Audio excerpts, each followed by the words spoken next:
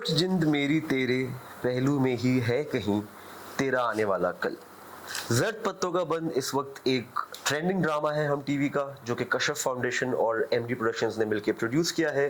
Saif Hasan sir ने direct किया है, मुस्तफ़ा अफरीदी ने लिखा है, सजल अली और हमजा अली उसकी लीड कास्ट में है। And because it's a rage, मैंने देखा कि शाह मैम ने उसकी बड़ी तारीफ की हुई थी, जो कि थोड़ा सा शायद चेंज हो गया लेटेस्ट एपिसोड के बाद। But I requested Shah ma'am कि हम इस पे क्यों ना एक गुफ्तगू करें, and I am really honoured that she agreed. Shah Tariq, content creator for nutshell, एक एजुकेशनिस्ट है। मेरी तो शाह मैम से मुलाकात ऐसे ही हुई थी कि ये एक सिटी स्कूल में प्रिंसिपल थी, and I met her when I myself was an educationist. And Shah ma'am is also an occasional writer, I can say. इन्होंने एक बहुत कमाल की शॉर्ट फिल्म लिखी है जो कि वन ऑफ माई फेवरेट्स है, जिसका नाम है नाम क्या रखा, जो कि सी प्राइम पे देखी जा सकती है। So without any further ado, Shah ma'am, सबसे पहले तो जनरल तासुरात आपके इस ड्रामे के बारे में, जो कि आपने काफ़ी सारी बातें फेसबुक पे लिखी हुई थी, but I would like for you to tell us again.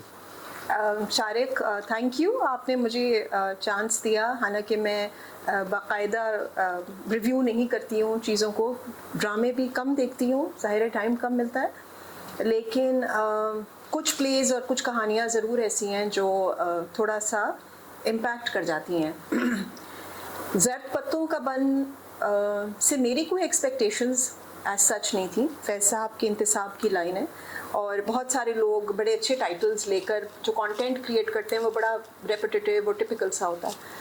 तो इत्तेफाक की बात ऐसे हुई कि मुझे, जैसे आपने मेंशन किया, I work with Nutshell and I create content, तो मुझे कुछ इंटरव्यूज़ करने थे, and they were centred on women empowerment, and Zard Patton Ka Bunn was mentioned, and I needed to make it part of my research. तो मैंने प्ले देखना शुरू किया, and then I got hooked.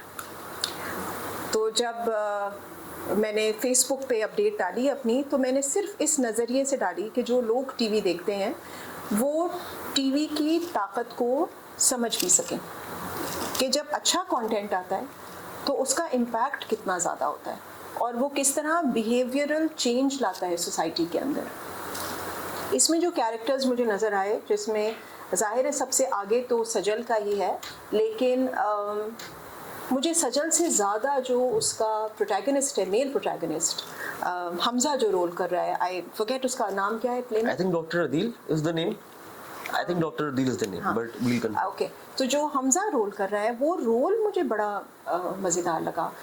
For once मुझे नज़र आया एक मेल प्रोटैगनिस्ट जो कि टिपिकल मेल प्रोटैगनिस्ट नहीं है, वो टिपिकल हीरो ही नहीं है, लेकिन उस नॉन टिपिकल होने में भी वो इतना ज़्यादा कंफर्टेबल है और इतना ग्राउंडेड है कि वो चीज़ मुझे स्ट्राइक कर गई।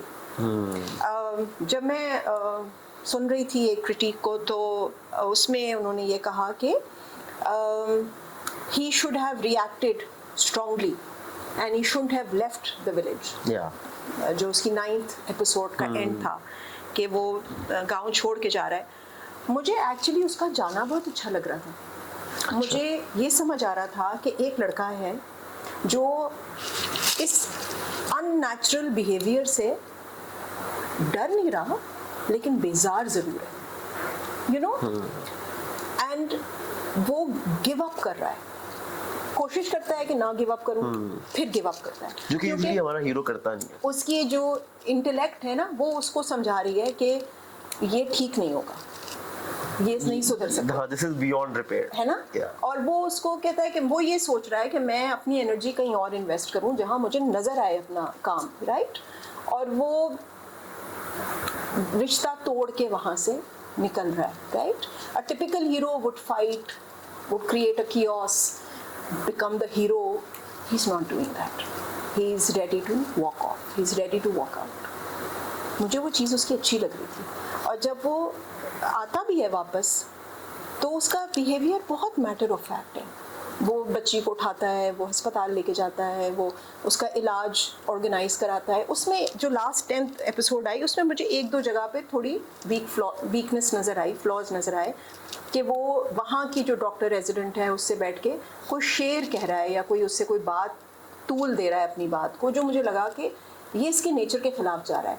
आई would have like to see him more restless on his feet instead of being कि वो वेट कर रहे हैं और वो रिपोर्ट लिखी जा रही है, और एक मुझे वो वीकनेस नज़र आई। दूसरा जो उसका सीन था जिसमें वो बस में खड़ा हुआ है, मुझे लगा कि Sajal should have been more defined. Sajal का कैरेक्टर बड़ा रेवोल्यूशनरी कैरेक्टर है ना, वो एक्सेप्ट नहीं करती है किसी चीज़ को। वो कहती है कि नहीं, मैं सही कर सकती हूँ, मैं इसको रिजॉल्व कर सकती हूँ, चाहे वो दरख्त के लिए लकड़ी काट के सीढ़ी बनानी हो, या लकड़ी काट के कोई चीज़ घर में काम करना हो, या खाना पकाना हो, या सवेरे घर का काम हो, या इस खेत का काम हो। वो हर चीज़ को अपनी स्ट्राइड में लेती है और हर चीज़ से लड़ती है। तो for her to accept something, वो मुझे नहीं चीज़ समझ आई कि ये एक्सेप्ट क्यों कर रही है इस वक्त। इसका role should have been more aggressive, लेकिन खैर I trust the writer and I know कि ये उसको वापस पिक कर लेंगे। जो एक मुझे ख़ास फ़र्क नज़र आया, जो कि मैंने अपने उसमें स्टेटस में भी लिखा, वो एजुकेशन का फ़र्क नज़र आया कि सजल की एक अनस्ट्रक्चर्ड रैंडम एजुकेशन हुई है। प्राइमरी हुई, घर बैठ गई, फिर मिडिल चली गई, बड़ी मुश्किलों से आगे पीछे करके मैट्रिक किया, पता नहीं कैसे पढ़ाई की, पता नहीं कैसे इम्तिहान दिए, पता नहीं कोई टीचर था नहीं था। जबकि इस लड़के की बड़ी स्ट्रक्चर्ड, बड़ी प्रोफेशनल, अच्छे स्कूल्स की, अंग्रेज़ी मीडियम की एजुकेशन है ना। लेकिन सजल इतनी फ्री है अपने आइडियाज़ को लेकर, वो इतना क्वेश्चन करती है, वो इतने हल ढूंढती है, वो हर चीज़ को अपनी स्ट्राइड में लेती है कि नहीं मैं कर लूँगी, मैं रास्ता ढूंढ लूँगी। जबकि ये लड़का जो कि एक अच्छी एजुकेशन के पैरामीटर्स में बड़ा हुआ है, वो उन्हीं पैरामीटर्स में बंधा हुआ भी है। वो ये सोच नहीं रखता। And this is what the entire world is now talking about, कि how structured education kills creativity और kills your independent thinking। तो मुझे एक ये फ़र्क भी बड़ा वाज़े नज़र आ रहा था कि एक वो लड़की है जिसको कभी कोई प्रॉपर स्कूलिंग नहीं मिली है, उसने आगे पीछे करके पढ़ लिया है, और एक ये लड़का है जिसको बेहतरीन स्कूलिंग मिली हुई है। लेकिन उन दोनों की सोच में फ़र्क कितना है, वो कैसे ट्रबल को रिजॉल्व करती है, ये कैसे ट्रबल से घबरा जाता है। चाहे वो उसकी दोस्त जब अपने बॉसेस के साथ देती है और वो बताती है कि मैंने क्यों किया है, लेकिन वो उसे एक्सेप्ट नहीं कर पा रहा होता, वो उसको रिजॉल्व नहीं कर पाता है। वो यहाँ आता है, वो यहाँ बार बार गिव अप कर रहा है, यू नो, बिकॉज उसकी एजुकेशन ने उसको इसी तरह ट्रेन कर दिया है, ब्लिंकर्स लगा दिए हैं। You know what I mean? So this blinkered concept of structured education and this freedom of thought in an unstructured education, that came out. I don't know whether the writer meant it to be this way, but this is what I saw, and I hope कि ये इस चीज़ पर ज़्यादा मुझे आगे कोई चीज़ मिले और नज़र आए। That's exactly what I was thinking कि now that you put it this way, I mean though you had mentioned, आपने अपने स्टेटस में ये बात लिखी थी, but अब आपने जब मज़ीद वज़ाहत से ये बात बताई तो ये कितनी एक्चुअली अच्छी थॉट है। खासतौर पे हम तो बहुत डिस्कशन कर सकते हैं क्योंकि हम तो एक बहुत स्ट्रक्चर्ड, बहुत one of the leading education networks में रह के वहीं मिले थे। तो जब मैं भी वहाँ पे था और मैंने भी वहाँ पे थिएटर और इस तरह की चीज़ें इंट्रोड्यूस करने की बड़ी कोशिश की, नहीं कर सका क्योंकि सिस्टम स्ट्रक्चर से नहीं बाहर निकलना चाह रहा था। तो इट्स एक्चुअली सो ट्रू कि हम जब इतनी फॉर्मल एजुकेशन देते हैं तो क्या वो क्या कहना चाहिए, अब क्या वर्ड होता है, हाँ मतलब वो काउंटर क्या कहना, वो वर्ड काउंटर प्रोडक्टिव हो जाती है वो। एंड ये तो बहुत आपने जबरदस्त तरीके से इसको पुट फॉरवर्ड किया कि जो गांव की एक लड़की जैसे तैसे पढ़ाई कर रही है वही गांव में शाइन कर रही है एज अ गुड ह्यूमन। थोड़ा सा इस ड्रामे से हटके एक चीज जो मैं कल जब देख रहा था तो मेरी मम्मा ने मुझे कहा, वो बहुत फैसिनेट हुई, हालांकि वो उस ड्रामे को फॉलो नहीं कर रही। माई मॉम यूजुअली फॉलो वही जो टिपिकल सास बहू या उसके अराउंड के जो चलते हैं कॉन्सेप्ट्स, बट उन्होंने वो इतना फैसिनेट हुई, उन्होंने कहा कि हम छोटे थे ना तो हमने एग्जैक्टली ऐसे ही ड्रामे देखे पीटीवी पे। Like she was like majority of the dramas were like this कि एक कोई छोटी सी फैमिली शहर की होती है, बाकी यू नो गांव और खेतों और इस तरह की विजुअल्स होते थे, और इक्का दुक्का कोई ड्रामा होता था जो बड़े घरों में और महलात में और रिच फैमिलीज का होता था। सो उसके बारे में आपका क्या ख्याल है? Did you think something like that? या ओके, इस पे भी मैंने एक बहुत पहले स्टेटस लगाया था जब हसीना मोइन साहिबा का इंतकाल हुआ था। हसीना खाला जो थी अब्बा की बहुत अच्छी दोस्त थी यूनिवर्सिटी की, और मेरी अपनी खाला फातिमा सुरैया बजिया। तो we kind of grew up with these women, and इन दोनों के किरदार जो थे कहानियों के, ड्रामों के, उसमें ख़वातीन का एक तो बड़ा अच्छा रोल था, एक्सपोजर बहुत था ख़वातीन के लिए, दादी नानी फूफी खाला हीरोइन भांजी भांजियाँ, तो बहुत सारे फीमेल कैरेक्टर्स होते थे इनकी कहानियों में। और जैसा तुमने कहा कि शहर का घर भी होता था, गांव के रिश्तेदार भी होते थे, छोटे शहरों के रिश्तेदार भी होते थे। तो उसमें जो औरत होती थी वो सेंट्रल होती थी, उसके गिर्द कहानी घूमती थी, लेकिन वो हीरोइन नहीं होती थी, वो character, there to the real life होती थी, वो कैरेक्टर होती थी, ठीक है वो, और उसकी अपनी मर्जी होती थी, वो हाँ या ना दोनों में इक्वली एम्पावर्ड थी। वो बदतमीज नहीं होती थी। अच्छा, और हाँ उसकी जो थी या ना दोनों में बदतमीजी का आंसर नहीं था, है ना? ये तुमने बिल्कुल प्यारी बात की कि वो तमीज के दायरे में, compliance with all etiquettes and the norms of the family and the society. ठीक है। हसीना खाला के कैरेक्टर्स भी ऐसे थे कि वो लाओबाली भी थी, वो थिंकिंग ऑन हर फीट भी थी, वो दीवारें भी टापती थी, वो जैसे शहनाज शेख का था तो वो शकील से लिफ्ट भी ले रही है, लेकिन एक स्ट्रेंथ ऑफ कैरेक्टर थी जो नजर आती थी किसी भी लेवल पे। वो मुझे आज के प्लेज में नहीं नजर आती, ये मुझे सजल में नजर आई है, ये मुझे आज के प्लेज में नहीं नजर आती। अगर बहू सास जालिम है तो बहुएं दबी हुई हैं, उनके मुंह नहीं खुल रहे।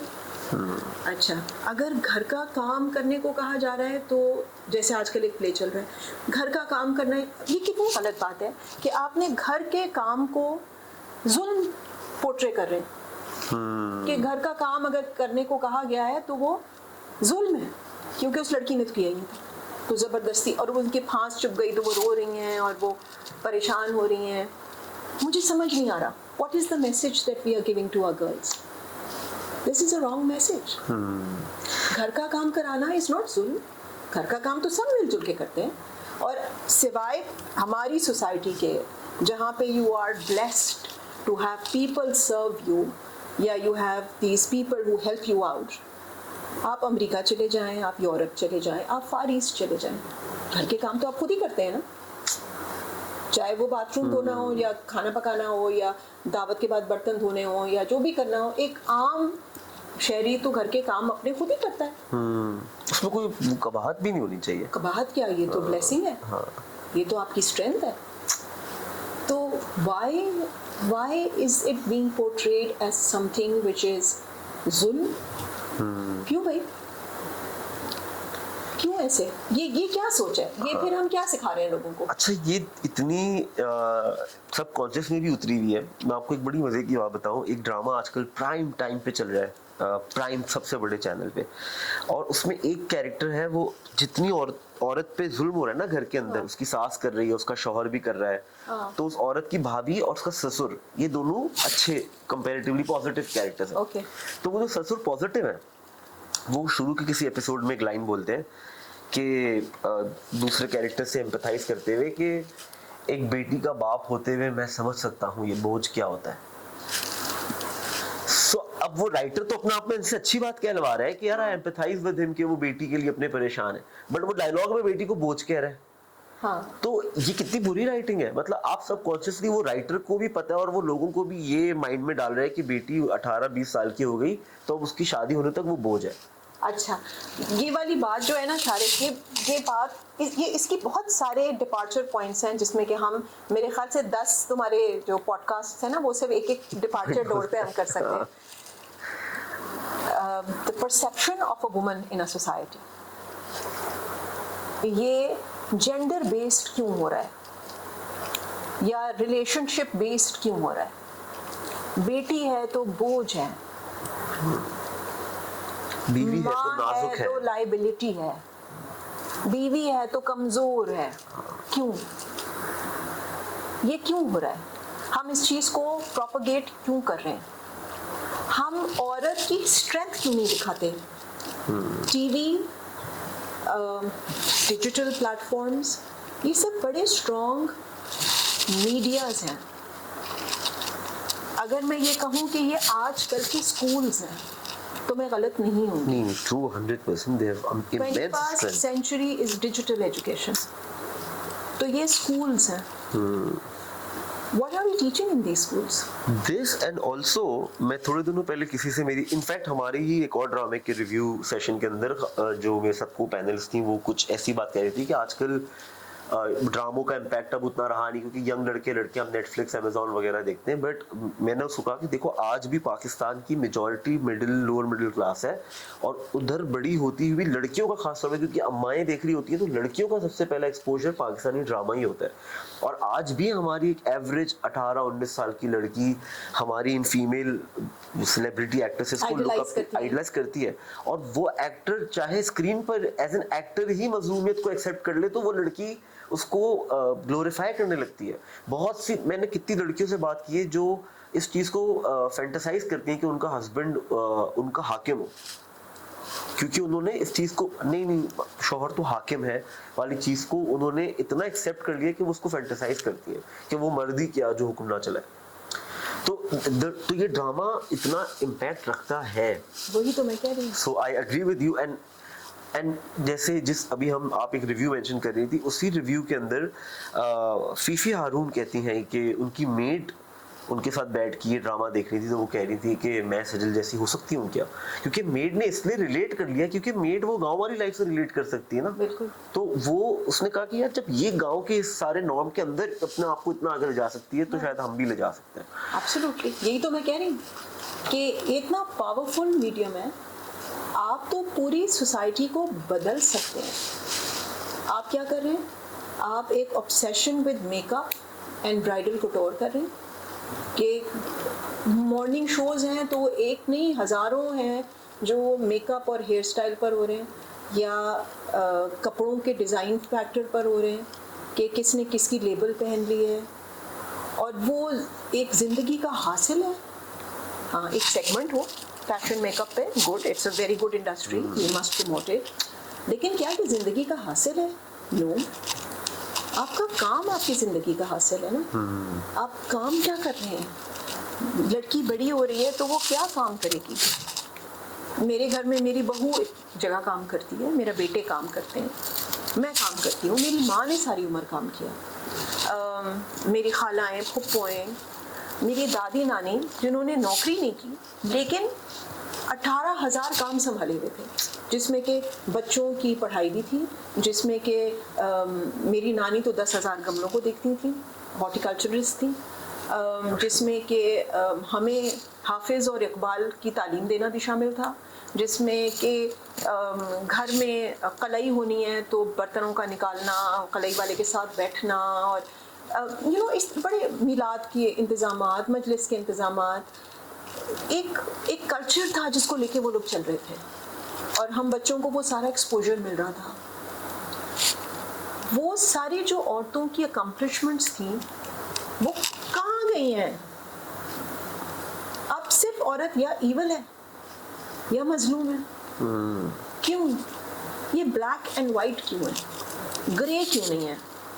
हाँ, अच्छा, मैं एग्जैक्टली ये ग्रे वर्ड ही कहने लगा था कि जो हम पीटीवी के, अच्छा मैं हसीना मैम के धूप किनारे का इतना बड़ा मद्दा हूँ, मैंने बहुत रेज ब्यूटीफुल, मैंने तो शायद लिखना शुरू ही इसलिए किया था क्योंकि मुझे ऐसा लगता था कि किसी दिन सीख के ऐसा कुछ लिखना है।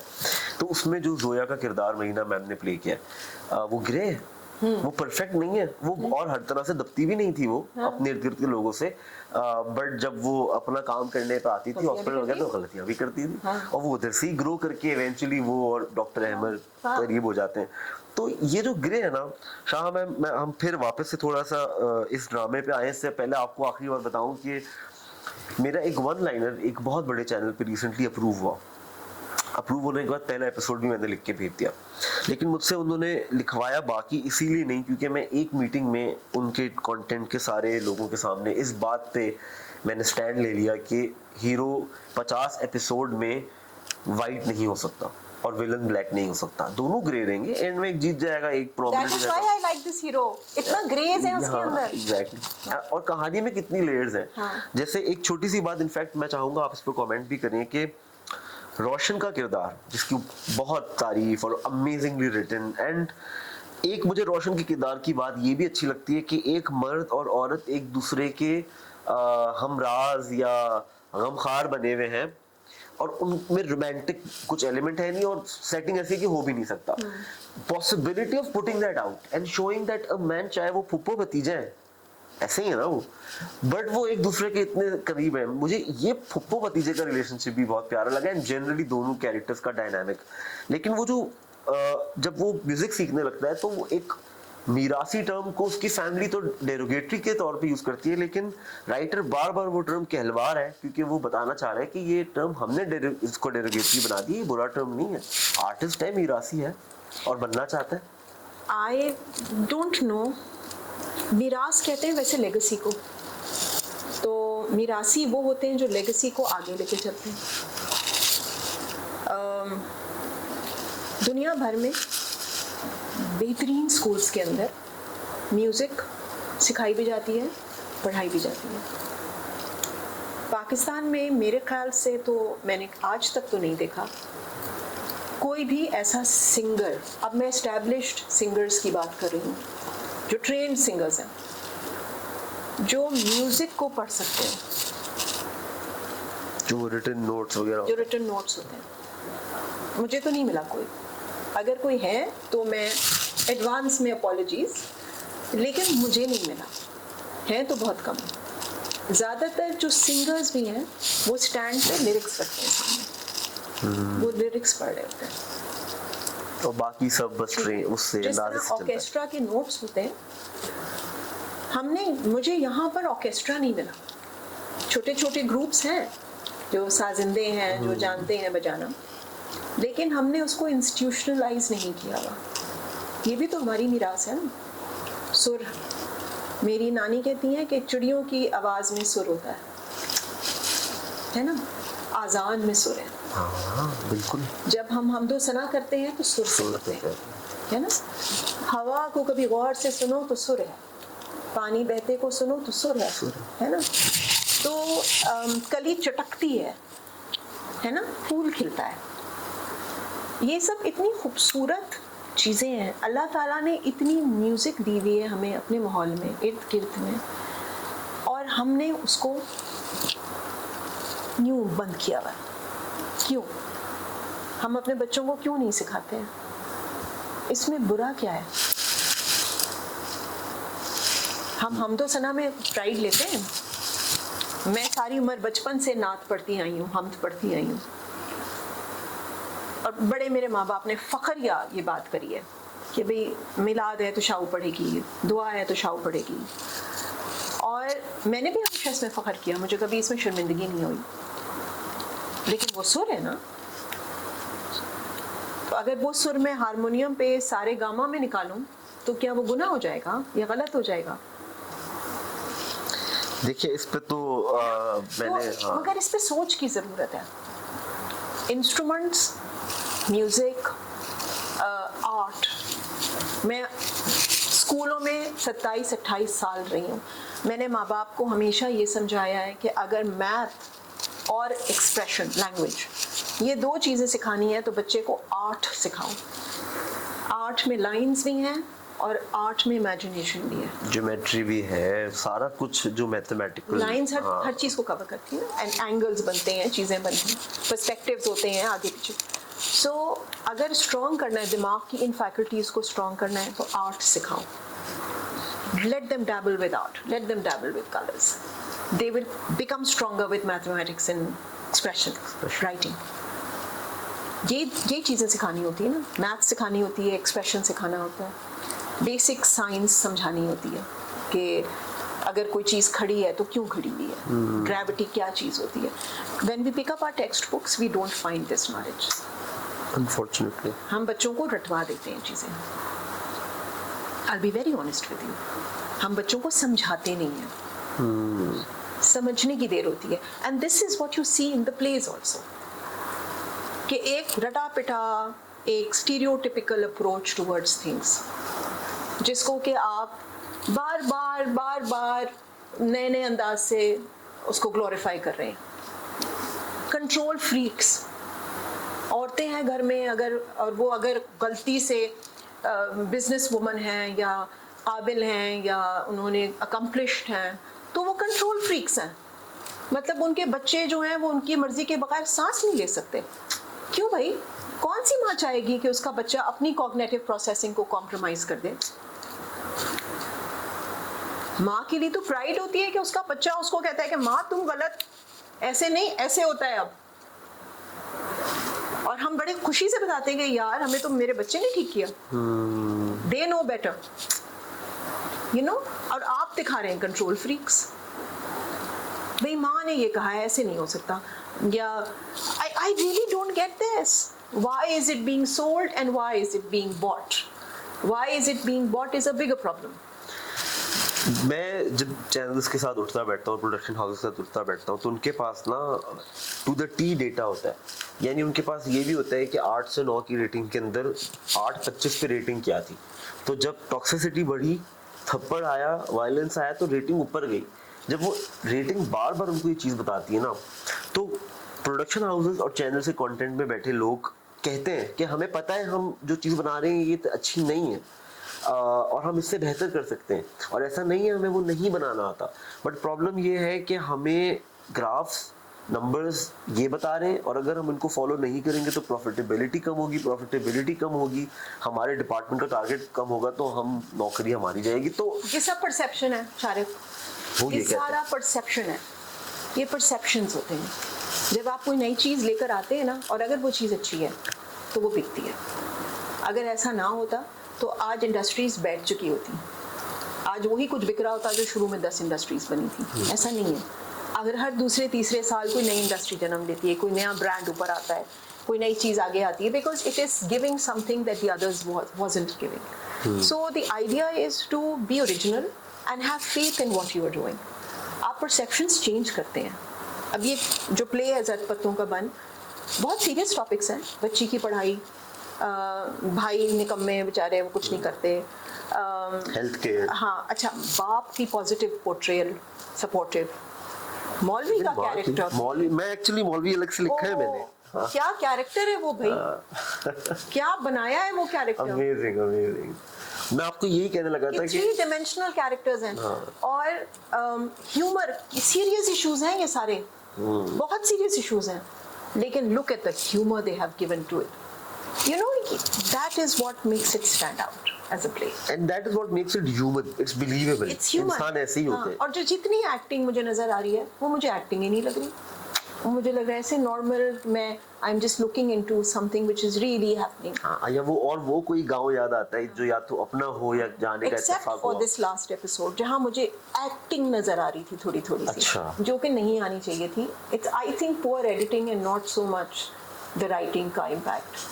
एडिटिंग में गड़बड़ हुई है कहीं पर, but I'm sure कि they have noticed it. If I have noticed it and I'm absolutely novice, तो अगर मुझे नजर आ गई है तो उन लोगों को नजर ही आई होगी। लेकिन the humor, the freshness and original approach, this is what you need. सारी जो कन्वेंशन होती है ना, देखें अभी हम किसी भी बड़े चैनल के कंटेंट में जाके बैठे ना और कहें हम एक ऐसी कहानी बनाने लगे, एक लड़की है गांव की और वो शहर का एक डॉक्टर है, वो यहाँ पहुंच जाता है इस तरह, तो मौलवी डेफिनेटली नेगेटिव होगा, जो सारी साजिशें कर रहा होगा लड़की के खिलाफ। आम तौर पे ये कन्वेंशन ब्रेक हो गया। वो मौलवी उसको प्यार से कह रहा है, जा बेटा कहाँ जाए, तूने मिठाई नहीं लाई ना मेरी, तो वो कह रही है आप मेरे लिए मिठाई नहीं लाए, मुर्गा का सालन लाएगी, उसने वादा किया है। There was this scene जिसमें कि वो जो कंपाउंडर है, वो एक ब्रिलियंट कैरेक्टर है, तो वो इनको तारीख सुना रहा है इन दोनों को कि पता नहीं क्या कुछ इस गांव में हुआ था, वो पूरी हिस्ट्री का बेड़ा गर्क लगा दिया उसने। और हर कोई बस यहीं आया था, अकबर भी यहीं पैदा हुए थे शायद, और पता नहीं क्या क्या, बहुत मज़ेदार उसने बेड़ा गर्क लगाया हुआ हिस्ट्री का। And these 2 villagers are sitting and nodding, and you know the tragedy of that scene is that is a very real scene. I am a history graduate, right? And when I talk about history, आम इंसान उनको नहीं पता, और मैं पढ़े लिखों की बात कर रही हूँ, मैं काम करने वालों की तो बात ही नहीं, इनको तो पता ही कुछ नहीं, तो बिल्कुल बेबहरा है, इन्होंने तो बिल्कुल इनके स्कूलों में ये चीज़ अगर प्राइमरी भी पढ़ा है, मिडिल भी पढ़ा है, मैट्रिक भी पढ़ा है, इनको तारीख नहीं मालूम होती, बिल्कुल नहीं मालूम। मैं पढ़े लिखों की बात कर रही हूँ, उनको भी नहीं पता, उनको भी नहीं समझ में आता कि अच्छा ये कब था, ये कब हुआ था, अच्छा ओके, ओह आपको पता है। तो बेसिक इन्फॉर्मेशन है ना, पर नहीं पता किसी को। So I could understand them nodding कि हाँ अच्छा, पर वो सरकारी नौकर नहीं थे ना, ये तो सरकारी नौकर है। उन्होंने यहाँ आके टांग तोड़ी कि भाई सरकार का काम तो नहीं हम कंट्रोल कर सकते, और वो जो बादशाह थे या जो कॉलोनिस्ट थे वो सरकारी तो नहीं थे। उन बेचारों की कॉम्प्रिहेंशन इतनी थी। लेकिन ये scene in itself is a very tragic scene. It was dealt with a lot of humour, but it is a very tragic scene. It tells you कि आपके आम आदमी को अपनी तारीख नहीं मालूम, आज 2024 में भी उसको सही गलत का फर्क नहीं मालूम, उसको नहीं पता सही क्या था गलत क्या था। हम किसी एक पेडेस्टल पे खड़े होके बातें बड़ी बड़ी करते हैं, लेकिन when we go down into the masses and into the people, and मुझे go down भी नहीं कहना चाहिए, when we go into these masses and into these people, we realize, जिसको मेरी बुजुर्ग कहा करते थे फुकदान, नॉलेज का या इल्म का फुकदान कहत पड़ा हुआ है। लोगों को पता ही नहीं है, किताब पढ़ने का कल्चर नहीं है। हमारे यहाँ किताबों की दुकानें नहीं होती, वो भी नहीं, खाने का होटल होता है। छोटे से मार्केट में जाओ, खाने का होटल होगा, कपड़े बिक रहे होंगे, कोई ना कोई सुवेनियर की दुकान होगी जो लोकल हैंडीक्राफ्ट्स होते हैं, शायद जूतों की दुकान हो, किताब की दुकान नहीं होती। जो थी वो भी अब बची नहीं है। जो थोड़ी सी उर्दू बाजार है वो भी स्कूलों की किताबों की मार्केट है। अखबारों की सर्कुलेशन मिनिमाइज्ड है, 10-12 अखबार रह गए, वो उनकी भी मिनिमाइज्ड सर्कुलेशन है।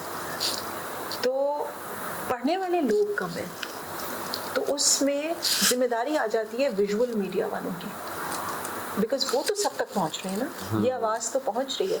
जब ग्रीक्स थे या इवन पर्शियंस, थिएटर बहुत कॉमन था, अंग्रेज थिएटर बहुत कॉमन था। क्यों कॉमन था?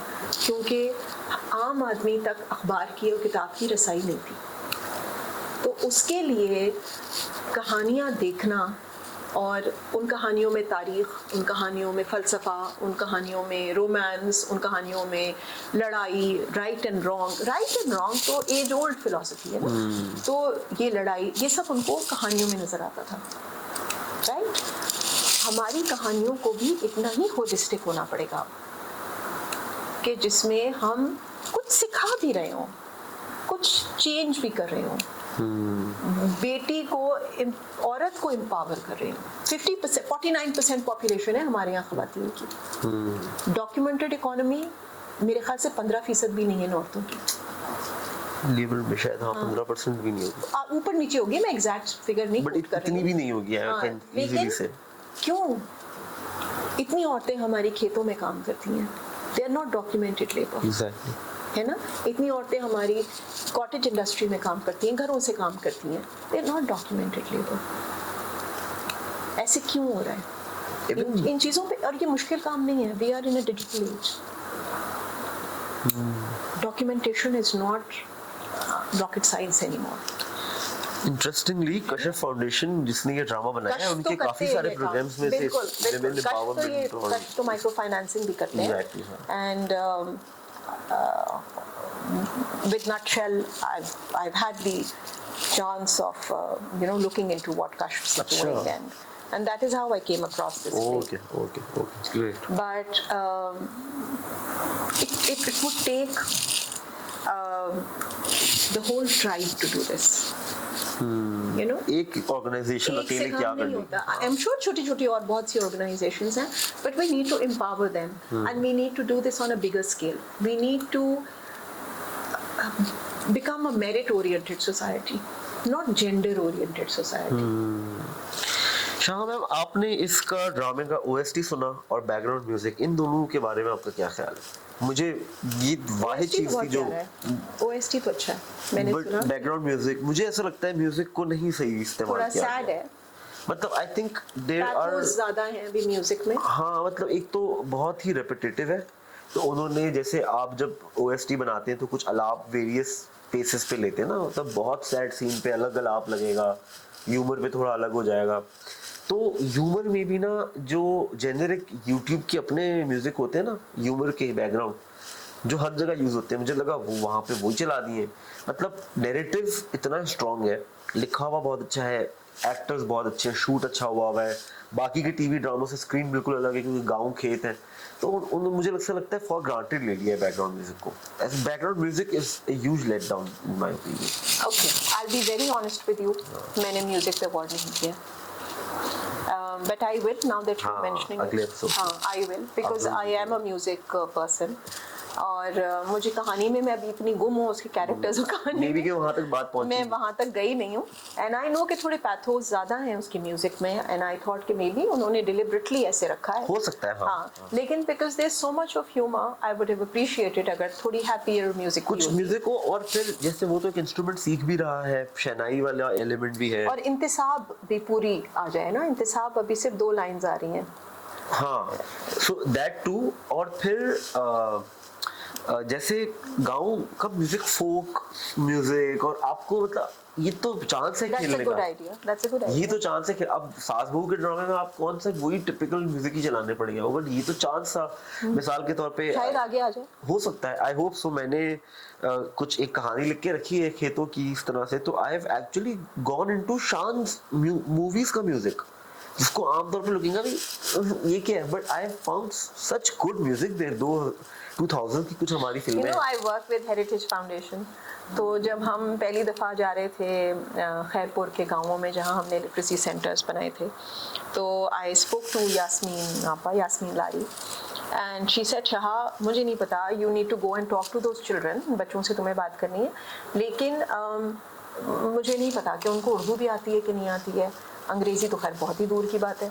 तो मैंने कहा ओके, देख लेंगे, कोई ना कोई रास्ता तो निकल ही आएगा, बच्चों से कम्युनिकेट करना तो हमारा काम ही रहा है। तो मैं वहाँ पहुँची तो वो बच्चे सारे फिल्मी गाने गा रहे थे। मैंने कहा आप उर्दू के लिए परेशान थे इनको तो वो लाहौर और बॉलीवुड दोनों रटा हुआ था, and they were singing songs, and बहुत हमें मज़ा आया, बड़ी हमने गपशप लगाई, और जो मैंने किताबें लिखी थी उसके बारे में बहुत बातें कर रहे थे और पूछ रहे थे सवाल। मट्टी बहुत जरखेज है, यू नो, वो जो पुरानी मिसल है कि मट्टी तो बहुत जरखेज है, अगर सही तौर से काम किया जाए तो कोई वजह ही नहीं है कि हम टर्न अराउंड ना कर लें। और यहाँ पर बस मेरा मीडिया से यही सवाल होता है कि यू हैव द अपॉर्चुनिटी। वो जब ऐश्वर्या राय बनी थी, मिस वर्ल्ड बनी थी या क्या बनी थी, तो उनका एक इंटरव्यू मैं सुन रही थी मदर टेरेसा से, जब ये मिलने गई थी, तो उसने सुष्मिता सेन को उसका सुन रही थी, उसको ये कहा था कि you know God has given you this platform, how you use it will be your test. है ना? तो जब मीडिया को अल्लाह ताला ने ये ब्लेसिंग दिया हुआ है, ये प्लेटफॉर्म मिल गया है, अब वो अपने समाज के लिए, अपनी सोसाइटी के लिए, अपने लोगों के लिए क्या करते हैं, दैट इज द टेस्ट। जो आपने पुराने प्लेस की बात की, we had writers like Ashfaq Ahmed, we had writers like Bajia, who was adapting from A.R. Khatun and historical plays. We had writers like Hasina Moin, we had writers like Bano Qudsiya, we had writers like वो कौन है doctor Anwar Sajjad साहब को मैं अनवर सज्जाद में उनसे अच्छा हुई कि फर्स्ट टीवी राइटर एवर। मतलब what depth और क्या फिलॉसफी, क्या तारीख, क्या लेयर्स, और क्या लेयर्स डालते थे कैरेक्टर्स में भी, सीन्स में भी, कहानियों में भी। We need the modern breed to start working towards achieving that level. अच्छा, मेरी इतनी खुशनसीबी ये भी, और मेरी इतनी ज़्यादा खुशनसीबी है, उस वक्त तो एहसास ही नहीं था कि कितना बड़ा एजाज़ है ये कि मैंने 1 साल उनसे राइटिंग पढ़ी है, डॉक्टर अनवर सज्जाद साहब से मापा में। तो उस वक्त बिल्कुल एहसास नहीं था कि ये कितना, तो एहसास इस हद तक था कि we could see that we are sitting with a genius, but इतने बड़े जीनियस अब ऐसा होता है कि काश वो थोड़े 1 घंटा ही उनके साथ और मिल जाए तो कितनी और बातें उनसे पूछ लूँ और सीख लूँ। बहुत जल्दी अल्लाह ताला ने उन्हें बुला लिया, but what an amazing man. तो कोशिश मेरी ये ये है तो हमारी लेगेसीज हैं, एग्जैक्टली ये और तो मीरास है। मीरास है ये हमारी। अनवर सजाद साहब की स्टूडेंट थी, असिस्टेंट थी कुलसुम आफ्ताब, आप शायद जानती हैं, जो अब एक्टिंग भी करती हैं, तो वो भी हमारी उस्तानी थी एक तरह से।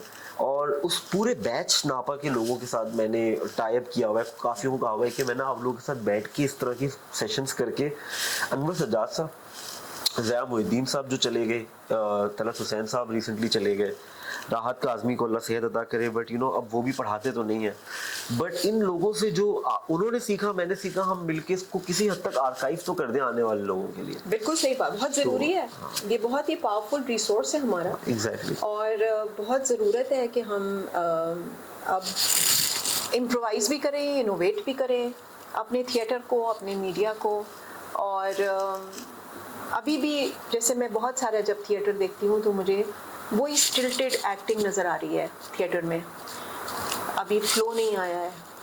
हम मुगले आजम से बाहर नहीं निकले ना हाँ, अभी तक। मुगले आजम में फंसे हुए हैं, बिल्कुल सही कह रहे हो। इतनी मुश्किल उर्दू और स्टिल्टेड। अच्छा, तो आपने तो ऐसे कहा था, डन। क्या है? हाँ, ये ऐसे रियल लाइफ में नहीं होता ना। दुनिया ने वो आर्ट्स को तोड़ दिया है। Theatre has merged with the audience. और behave as a normal human on stage कि अच्छा ये मेरा किरदार है, ये नॉर्मली कैसे बिहेव करे। वो ही अच्छा, जुबैरी साहब is very encouraging I know. on Junaid those is doing lines. some wonderful work, तो- and he's doing a lot of experimentation, Yeah. which is excellent. Even हमारे शाह साहब बहुत काम कर रहे हैं. शाह Arts साहब, Council has become very active. Undoubtedly. अल्लाह का शुक्र है. And I would want to see both the institutions evolve. लेकिन I would want to see art, music, theatre in every school. असल एजुकेशन तो यही है। यही से है। अच्छा, ये अगर हमारे आपने स्टेज पे खड़े होके बच्चे को बोलना सिखा दिया तो आपने अपना आधा काम कर दिया। हमारे कराची में तो शाह मैम ये और ज़्यादा बड़ा प्रॉब्लम है। लाहौर पंजाब में तो फिर भी थिएटर हर स्कूल में होता है, हर एक प्ले वो एनुअली करते ही हैं, चाहे वो 25-30 बच्चे उसमें चूज होके करते हैं रिहर्स और परफॉर्म, बट वो 25-30 तो करते हैं, जिनको बाकी देख के उनको शौक होते तो वो अगले साल वो कोशिश करते हैं। हमारे यहाँ तो कब मैं क्या ही कहूँ, हम I want this to be part of the curriculum, not an annual play. I want this to be part of the curriculum. Regular study of it. हाँ, पढ़ें, हमारी जो मीरास है ना वो पढ़ें। चले लिखने वाले गए जो शायर, ये ड्रामा निगार, नॉवल निगार, पतरस, आज पतरस बुखारी को नहीं जानते हमारे बच्चे, यूसुफी साहब को नहीं जानते, साहब को नहीं जानते, उर्दू नहीं पढ़ सकते। और मैं किसी और के बच्चों को क्या कहूँ, मेरे अपने बच्चे उर्दू अदब से बिल्कुल बेबहरा। चले What are we doing? चले नहीं, आई होप कि कहीं ना कहीं जाके वो भी है। Shah ma'am, summing it up, few comments on सैफे हसन सर्स डायरेक्शन, जिन्होंने इससे पहले हमें अहद वफा, संगे मरमर, संगे माँ एंड अमेजिंग कुछ उन्होंने प्लेस हमें इससे पहले भी एज डायरेक्टर दिए हैं। तो सैफे हसन सर की डायरेक्शन को अभी तक आप कहाँ रेट करेंगे? Okay, again with apology, because मैंने इनकी पुरानी प्लेस नहीं देखी। अच्छा, ब्रिलियंट डायरेक्शन। 9 किस्तों तक तो मुझे कहीं झोल नज़र ही नहीं आया, मुझे सिर्फ 10th में झोल नज़र आए, मुझे अस्पताल के शॉट्स में झोल नज़र आए, मुझे गांव से उस लड़के के जाते हुए शॉट्स में झोल नज़र आया। उस लड़की के बाप का कैरेक्टर बहुत सही है, बहुत जालिम है, सही है, जैसे वो टेलीफोन बूथ की तरफ भागता है, उफ के पैसे खड़े कर ले, और वो ज़िद करके बच्ची को ज़बरदस्ती घर ले आता है। बट मुझे बाकी कैरेक्टर्स की पैसिविटी थोड़ी मुझे सवालिया निशान उठाती है मेरे लिए फ़िलहाल। और उसकी बीवी का कैरेक्टर भी मुझे मुश्किल से समझ आ रहा है, लेकिन मुझे ये समझ आ रहा है कि एक औरत जिसकी सोचने समझने की सलाहियत को बिल्कुल ख़त्म कर दिया गया हो, मतलब इतना इमोशनल प्रेशर और जुल्म का प्रेशर रहा कि एक इंसान की अपनी सोचने समझने की सलाहियत ख़त्म हो जाती है। अगर तो ये वो कैरेक्टर है फिर तो जस्टिफाइड है। आई डोंट नो आगे कैसे इवॉल्व होता है। सो 10th एपिसोड में मुझे थोड़े से क्वेश्चन मार्क्स नज़र आए, बट आई होप कि ये टेम्पररी हैं। I am sure and I hope so ये टू. निकल जाएंगे। राइटिंग मुस्तफा अफरीदी साहब का बहुत अच्छी, बहुत ज़बरदस्त, अच्छे डायलॉग्स, वेरी रेलेवेंट डायलॉग्स, कोई लंबा चौड़ा फ़लसफ़ा नहीं, किसी के पास टाइम ही नहीं है इतना फ़लसफ़ा बोलने का और सुनने का और समझने का. इसीलिए मुझे थोड़ी सी परेशानी हुई जब वो अस्पताल में खड़ा होकर शेर अपने अब्बा का याद कर रहा है. मुझे लगा इसके पास इतना टाइम नहीं होना चाहिए था, लेकिन बहुत ब्रिलियंट राइटिंग और बहुत ब्रिलियंट कनेक्टिविटी, हर कैरेक्टर की, हर सीन की, हर चीज़ जिसमें डायरेक्टर का भी उतना ही कमाल है. बहुत अच्छा. एक्टर्स में आपके लिए खैर सजल तो हैं ही, बट उनके साथ साथ और कौन स्टैंड आउट करता है? लेकिन सजल ने भी बहुत कमाल काम किया है. मैंने सजल के और भी एक दो प्लेस देखे हैं, इतना नहीं मुझे इम्प्रेस करती थी. इसमें बहुत बहुत इम्प्रेसिव काम किया है इसने. और एक तो बहुत अपनी बिल्कुल कॉन्शियस नहीं है. वो खो अपने आप को किरदार में उन्होंने दे दिया. She is become Meenu.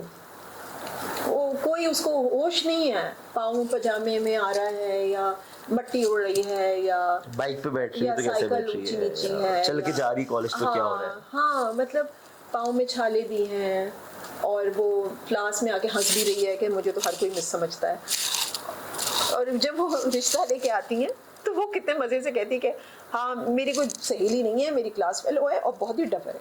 मुझे वो उसकी लाइन इतनी प्यारी लगी कि उसके लिए इंटेलेक्ट उस वक्त की क्राइटेरिया थी दोस्ती की.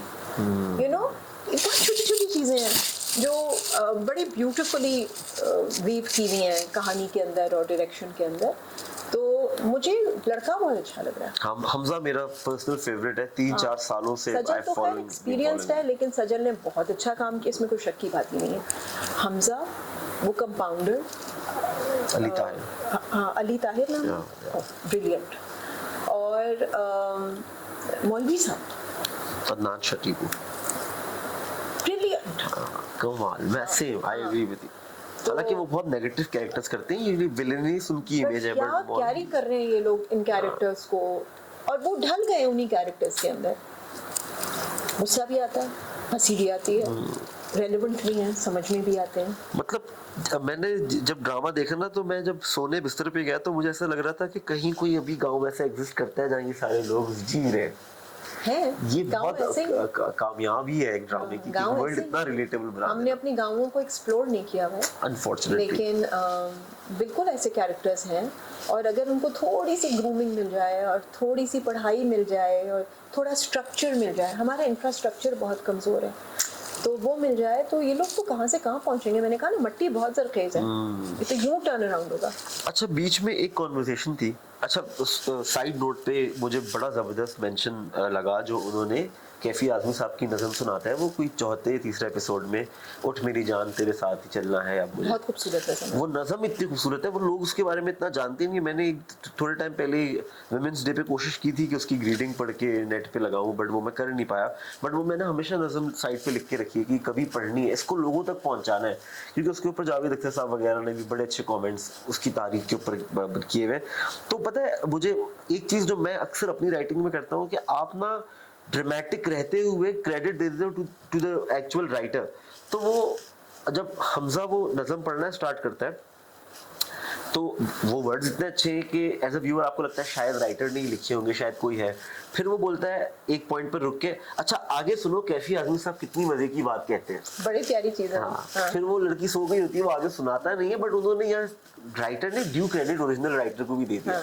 सो I loved it as a writer. ये बड़ी अच्छी बात थी. बट बीच में treasure trove of resource in Urdu poetry. अगर हमारे बच्चे उस तक पहुंच जाएं और उसको समझ लें, इतनी लेयर्ड पोएट्री है. मेरे मामू अहमद मकसूद हमीदी साहब अल्लाह उनको बख्शे, वो मुझे ये समझाते थे कि दुनिया की सबसे deepest poetry is French poetry. अच्छा. लेकिन उर्दू के 200 साल की पोएट्री फ्रेंच पोएट्री पे हावी है, क्योंकि इतनी लेयरिंग किसी पोएट्री में है ही नहीं जितनी उर्दू में. क्या फ़लसफ़ा, क्या तारीख गोई, क्या इजहार, हर चीज़ किसी और लेवल पर है. अच्छा, और जावेद अख्तर साहब बार बार एक बात रिपीट करते हैं कि उर्दू वाहिद लैंग्वेज है दुनिया की जिसकी पोइट्री बिलवड से स्टार्ट हुई है. मतलब जितनी भी बड़ी लैंग्वेजेस हैं दुनिया की तारीख की, उनकी पोएट्री हमेशा रिलीजियस हिम्स से या गॉड की तारीफ से स्टार्ट हुई है। उर्दू एक वाहिद जुबान है जो बिलविड की पोइट्री से स्टार्ट हुई। सो ये उर्दू का ही एजाज है कि ये जुबान शुरू ही अपनी इसकी पोइट्री और इसका लिटरेचर शुरू ही वहाँ से हुआ, और फिर जैसे आपने कहा रिच होता चला गया। लेकिन बीच में ना एक कुछ इस तरह की एक बात निकली थी कि शायद कहीं कहीं पे वेमेन एम्पावरमेंट और फेमिनिज्म को ओवरडू कर रहा है ये ड्रामा। आपको ऐसा महसूस हुआ शुरू बीच के एपिसोड में, एपिसोड 5, 6, 7 में, या आपको मेजर्ड लगा बहुत बैलेंस्ड है? क्यों? अच्छा, वो बीच में एक हुई थी बात, मेरा ख्याल है शायद सजल अपने प्रोस्पेक्टिव हस्बैंड से कहती है कि तुम्हें बच्चे कितने चाहिए, ऐसी किसी कोई कॉन्वर्सेशन थी? नहीं, वो तो बिकॉज वो पढ़ी लिखी लड़की है और क्योंकि वो आज़ाद ख्याल लड़की है, तो वो ये बात रिजॉल्व करना चाहती है बिकॉज शी नोज के गाँव में शादी का मतलब ये है कि बच्चे होंगे और उसकी ज़िंदगी जो है वो घरदारी और बच्चे में निकल जाएगी। तो वो उस चीज़ से घबराई हुई है, वो उस चीज़ को रिजॉल्व करना चाहती है कि भाई ठीक है, तुम रिलेटिवली पढ़े लिखे आदमी हो, तो इस चीज़ को हम अभी रिजॉल्व कर लेते हैं, मुझे पढ़ाई भी करनी है, मुझे काम भी करना है, तो मैं ये सब चीज़ें नहीं, तुम्हारे ये वाले क्राइटेरियाज नहीं मीट कर सकूंगी। सही। So if you still want to go ahead, और बाप पीछे खड़ा हुआ है, इट्स नॉट एज इफ कि वो अकेली खड़ी थी, तो which is all right. I think ये टैबू टॉपिक्स नहीं होने चाहिए।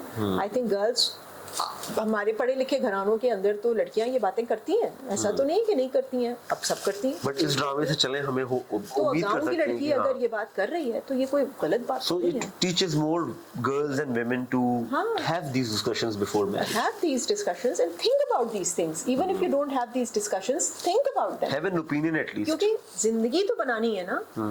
You cannot have a life for others only. ये तो खूबसूरती होती है रिश्तों की। माँ के रिश्ते की खूबसूरती है कि वो इतनी इन्वेस्टेड है अपने बच्चों के अंदर टिल हर डाइंग डे। वो कितनी वर्क ओरिएंटेड हो, कितनी कुछ हो, कितनी क्या हो, बच्चों में तो उसकी जान लगी हुई है ना।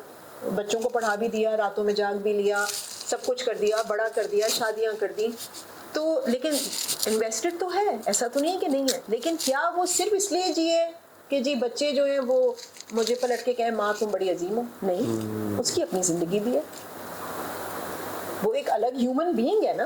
उसकी अकाउंटेबिलिटी है उस जिंदगी की टुवर्ड्स अल्लाह ताला कि क्या किया उसने उस जिंदगी के साथ,